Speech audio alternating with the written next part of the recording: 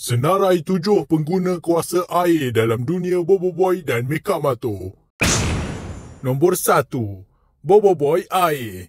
Sebagai pengguna 7 elemen, salah satu kuasa Bobo Boy untuk tahap pertama adalah air. Dan sepanjang siri Bobo Boy, kita sudah lihat bermacam-macam perubahan tubuh badan dan pakaian yang berlaku ke atas si Bobo Boy air yang selalu bersikap tenang dan rileks ini. Nombor 2. Coral. Coral merupakan salah seorang daripada trio Old Town White Coffee yang terdiri daripada 3 orang ahli berkuasa elemental. Coral mempunyai tongkat kuasa yang membolehkannya untuk mengawal air dan antara tekniknya adalah pembentukan sfera air yang besar dan perisai air untuk pertahanan. Nombor 3. Boboiboy Bot Air. Si robot kecil ciptaan Adudu yang memperoleh kuasa elemental milik Bobo Boy. Antara transformasi elemental yang dibuatnya adalah sebagai Boboiboy Bot Air. Tetapi yang kelakarnya, dia meniru bentuk badan Bobo Boy air versi gemuk boyot yang pemalas dan clumsy. Nombor 4. Gajah Air. Robot gajah air dalam siri Mekamato ini membuat kemunculan dengan screen time yang sangat singkat di permulaan salah satu episod musim 3.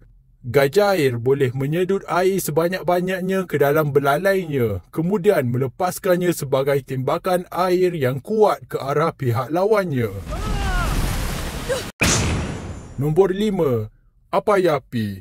Apayapi adalah robot berupa kereta bomba. Maka sudah tentulah dia mempunyai kebolehan untuk melepaskan air.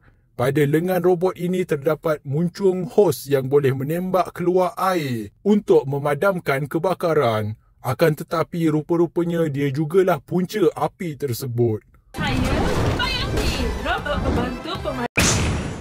Nombor 6. Mekamato. Ayah Bobo Boy yang menggunakan kuasa power sfera Mekabot ini pernah bercantum dan memekaniskan pili bomba untuk mencapai mod bomba. Dengan transformasi ini, Mekamato dapat menggunakan air untuk mengalahkan robot Apayapi yang suka bermain api. Nombor 7. Cloudiva. Cloudiva adalah salah satu watak dalam siri Mekamato dan merupakan robot pengubah cuaca. Antara salah satu kebolehannya adalah menurunkan hujan. Air hujan yang diturunkannya boleh dibuat dalam skala besar sehingga mengakibatkan banjir besar. Yang kesemua tadi baru watak-watak berkuasa air dan kita belum lagi bercakap tentang watak-watak berkuasa ais.